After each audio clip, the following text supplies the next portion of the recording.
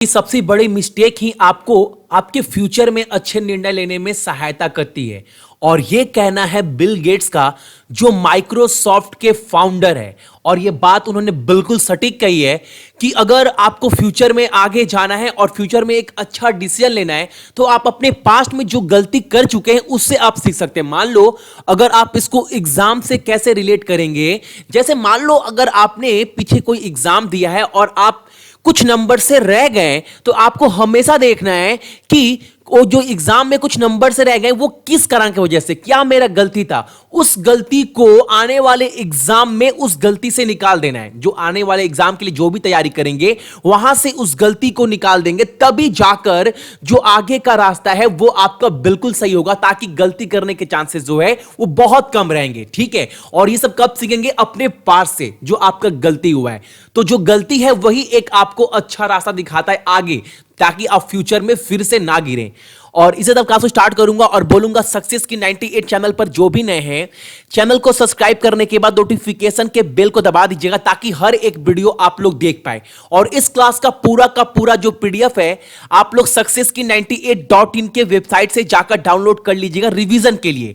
Daily मैं class करवाता हूं ताकि आप लोग जो भी कर रहे हैं ना वो तो आपका क्लियर हो ही हो। लेकिन हां, एक बात मैं और बोलता हूं आप सभी को कि एग्जाम के टाइम के लिए पीडीएफ रखिएगा ताकि आप लोग रिवीजन कर पाए। ठीक है, हालांकि मैं पीडीएफ का जो लिंक है वो टेलीग्राम पर भी शेयर कर देता हूं डेली, तो वहां पर भी जाकर आप लोग देख सकते हैं। और आज कवर करने वाले हम लोग 9 मई के इंपॉर्टेंट करंट अफेयर, कुछ इंपॉर्टेंट तथ्य के साथ।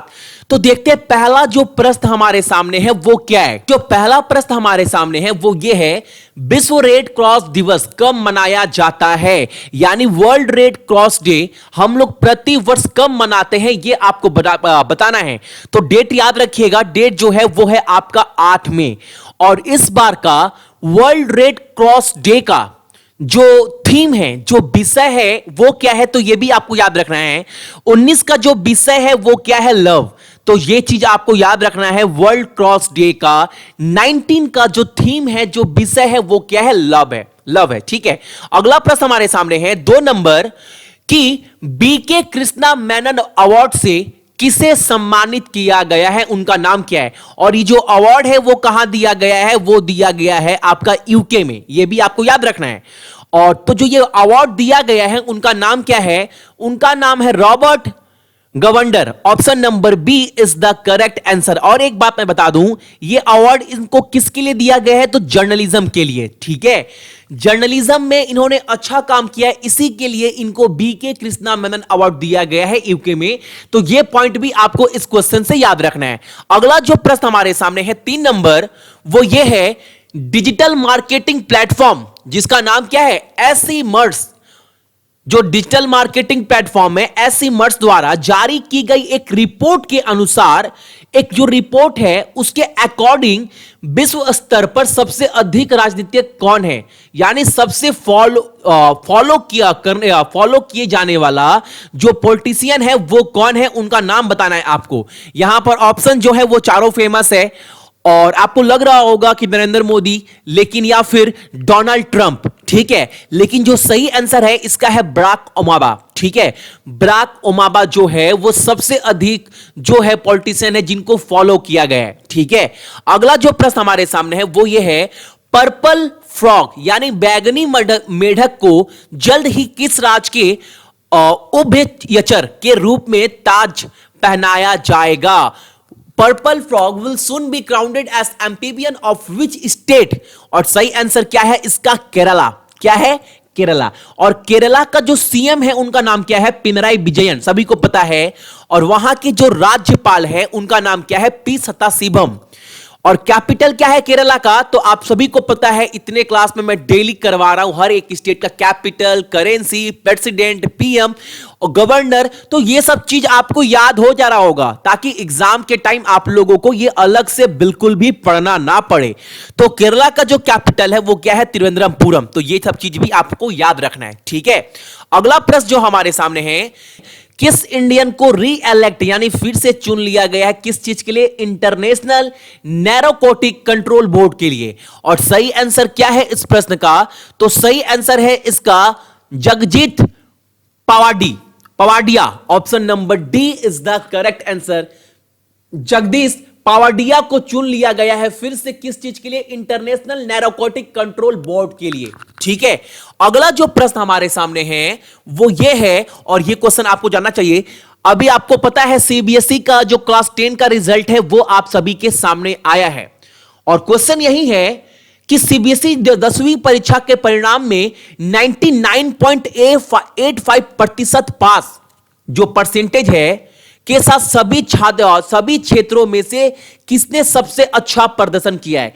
यानी इंडिया के किस, बोल सकते हो, शहर में या सिटी में इतने प्रतिशत लाकर वो जो शहर है वो सबसे टॉप है। तो सही आंसर क्या है इसका? त्रिवेंद्रम। ठीक है, ऑप्शन नंबर डी जो है वो हमारा बिल्कुल सही आंसर है।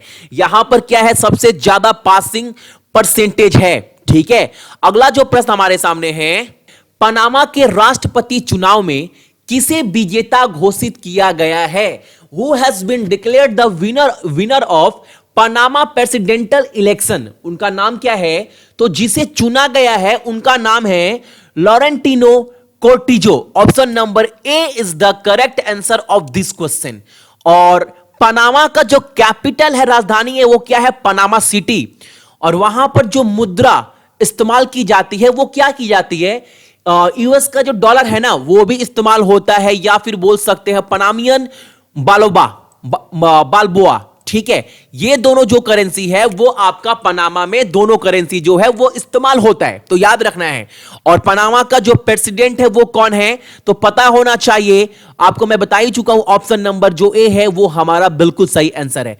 अगला प्रश्न हमारे सामने है कि हाल ही में भारत, ब्राजील और दक्षिण अफ्रीका यानी आईबीएस से इसको शॉर्ट में बोलते हैं, शेरपा की बैठक कहां हुई थी? और ये 3 से 5 मई के बीच में हुई थी, और ये कहां पर हुई थी ये आपको बताना है। और सही आंसर क्या है इसका?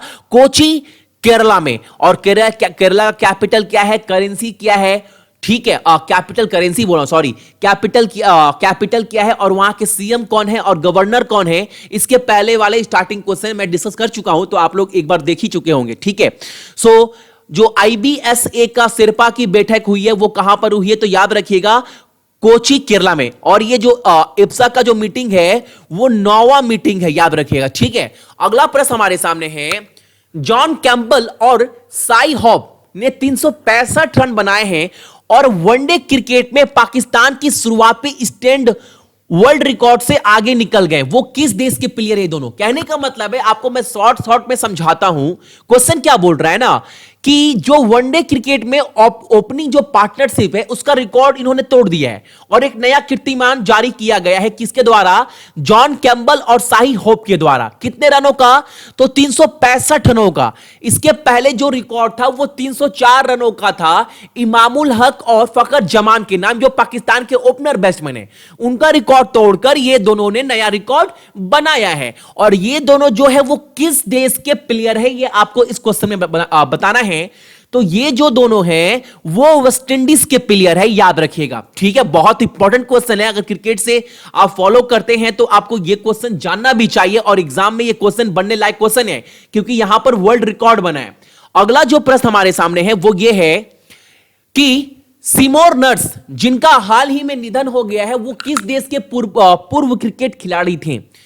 और ये जो सिमोर नर्स थे वो जो है वो वेस्ट इंडीज क्रिकेट टीम के प्लेयर थे जिनका हाल ही में निधन हो गया है। और आपको पता है डेथ के ऊपर भी एग्जाम में क्वेश्चन बनता है, तो याद रखिएगा ये जो है वो क्रिकेट प्लेयर है। ये भी पूछ सकता है जो ये है वो जिनका निधन हुआ है वो क्या खेलते हैं, वो किस चीज से जुड़े हुए हैं? तो आपका आंसर क्या होना चाहिए? क्रिकेट। और अगर पूछ दे वो क्रिकेट प्लेयर जिनका हाल में निधन हुआ है वो किस देश के, तो आप क्या बोलोगे? आप बोलेंगे सर वेस्ट इंडीज के। ठीक है, अगला प्रश्न हमारे सामने है, बाजार मूल्यांकन के मामले में 3 पायदान गिरकर 10वें स्थान पर पहुंच गया है, वो कौन सा बैंक है? यानी इसके पहले जो बैंक का रैंक था वो कितना था? वो था 7 नंबर, लेकिन ये 3 पायदान जो है वो गिर गया है और वो कहां चला गया है? वो नए रैंक पर चला गया। अब उसका रैंक हो गया है 10 नंबर पर मार्केट वैल्यूएशन के अकॉर्डिंग। वो कौन सा बैंक है? तो वो है आपका Yes Bank. Option number A is the correct answer. और यस बैंक का जो टैग लाइन है वो क्या है? Experience our expertise. ये है यस बैंक का टैगलाइन। हर एक बैंक का अलग अलग टैगलाइन होता है। और एक बात, यस बैंक का जो हेडक्वार्टर है वो कहां पर है? वो है मुंबई में।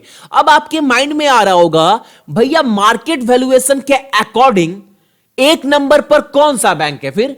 तो मैं आपको बता दूं, मार्केट वैल्यूएशन के अकॉर्डिंग जो एक नंबर पर बैंक है वो है आपका HDFC। तो ये याद रखिएगा, जो HDFC है वो बैंक नंबर 1 पर है मार्केट वैल्यूएशन के अकॉर्डिंग। लेकिन जो यस बैंक है वो 3 पैदान गिर गया है। पहले 7 नंबर रैंक पर था, अब इसका रैंक कितना हो गया? अब इसका रैंक हो गया 10 नंबर। ठीक है, तो ये थे आपके इंपॉर्टेंट करेंट अफेयर कब के? 9 मई के। और डेली जो क्वेश्चन करवा रहा हूं आपको, एक बार 10 मिनट का वीडियो देखने के बाद ही आपको याद हो जा रहा होगा।